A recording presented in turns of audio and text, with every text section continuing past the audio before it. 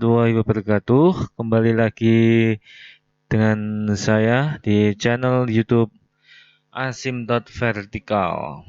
Pada kesempatan kali ini saya akan menjelaskan atau menerangkan mengenai test on two means, ya, kelanjutan dari yang kemarin, ya, test on two means. Kalau yang kemarin yang sudah dijelaskan mengenai sampel-sampel yang independen. Nah, pada kesempatan kali ini saya akan menjelaskan mengenai sampel-sampel yang dependent.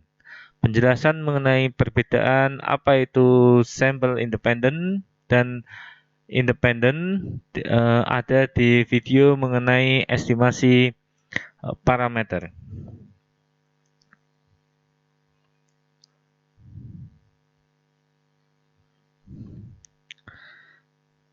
Mengenai rumus test on two means ini ya, rumusnya adalah ini ya, mu t, H0-nya mu t sama dengan mu 0, uji statistiknya T sama dengan D bar minus mu 0 per SD per akar N, dengan derajat bebas N-1. Daerah penolakannya adalah menggunakan distribusi Student T. Mengenai contoh soal, kita menggunakan bukunya Mario F. Tirola. Ya, tentang pertanyaan ini, apakah tekanan darah sama ya untuk kedua lengan? Nah, ini datanya adalah ada lengan kanan, ada lengan kiri ya. Jadi lengan kanan ini kita anggap sebagai yang ke-1, variabel yang pertama ya, yaitu ini X1-nya itu ada 102, 101, 94, 79, 79 ini. Kemudian lengan kirinya ada 5 juga, 175, 169, 182, 146, 144. Nah, kenapa dinamakan dependent ya, tidak independent? Di dependent karena ini satu orang ya, satu orang punya dua lengan ya. Oke, kalau beda orang gitu kan, itu independent. Jadi kalau dependent itu ukuran sampelnya sama ya, tapi kalau independent itu ukuran sampelnya tidak harus sama ya. Nah, di sini kita akan menggunakan ya tingkat signifikansi 0,05. Itu artinya interval konfidensinya 0,95. Dan klaim di sini ya, berdasarkan ini klaim yang akan kita uji adalah ya menguji perbedaan antara ukuran ya dari dua lengan. Jadi dua lengan ini ukurannya itu beda ya. Tapi benar-benar beda apa tidak ya secara bukti statistik ini ya, maksudnya bukti sampel ini ya. Oke. Baik, untuk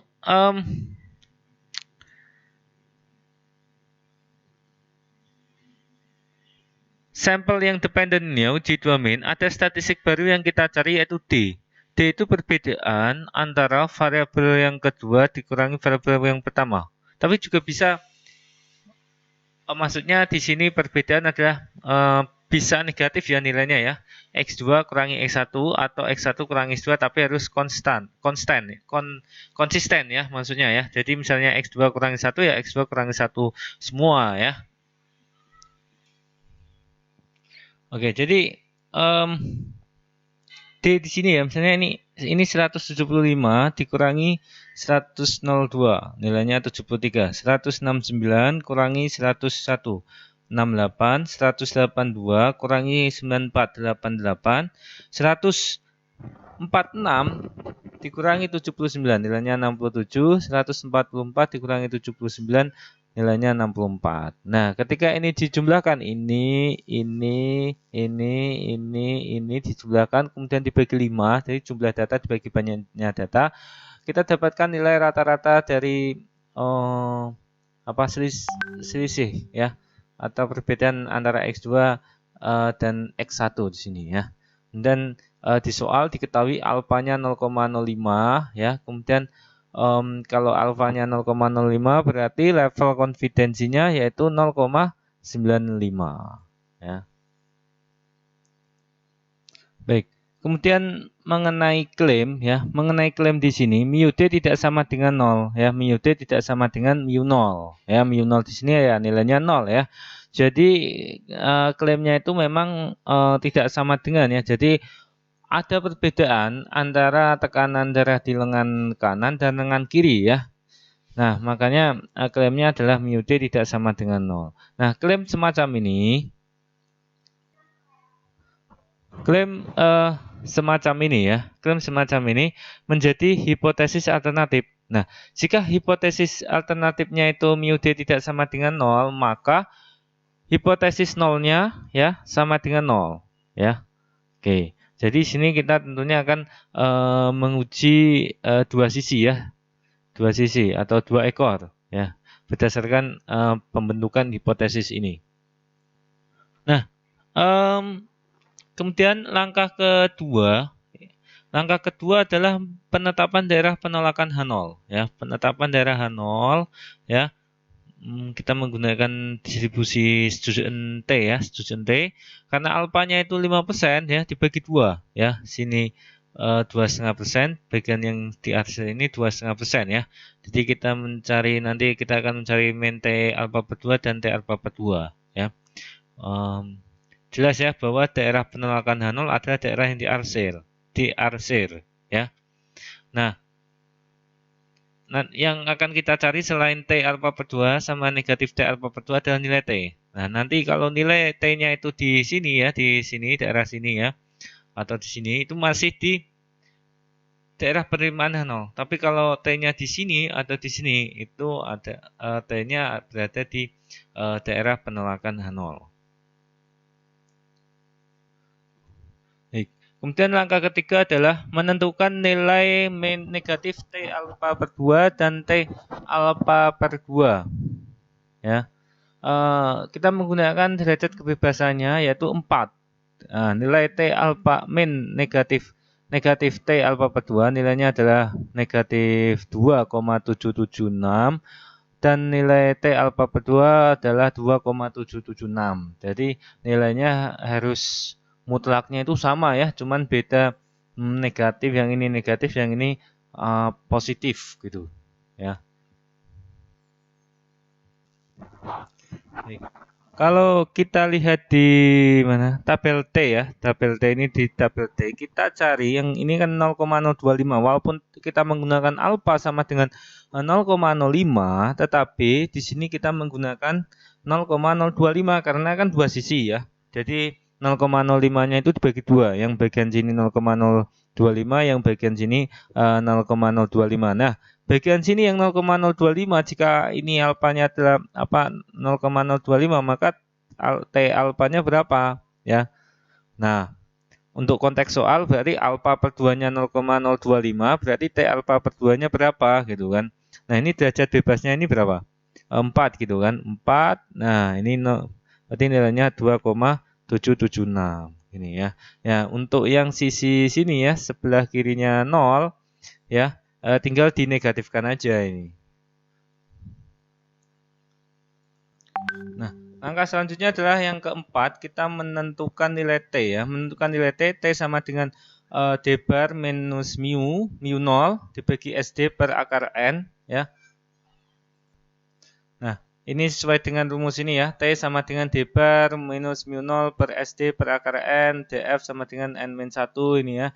Nah, untuk nilai D bar mu 0 akar N kan sudah kita ketahui. Namun untuk nilai SD belum kita ketahui. Karena belum kita ketahui ya, maka kita mencari dulu nilai SD-nya ini ya. SD-nya ini kita cari. Jadi kita cari ya rumusnya ini ya. Ini ada rumus standar deviasi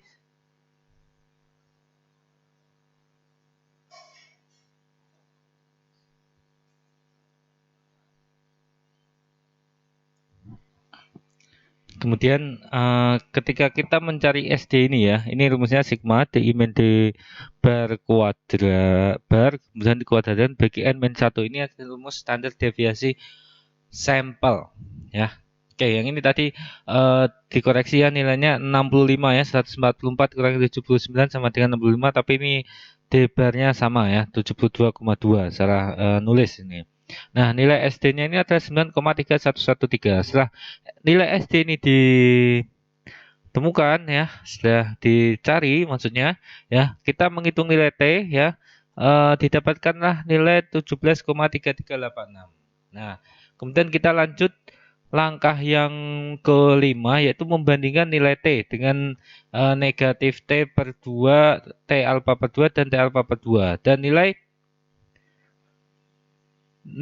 T-nya ya, nilai T ya itu lebih besar ya dibandingkan dengan nilai T alfa per 2. Jadi nilai T ini ada di daerah penolakan.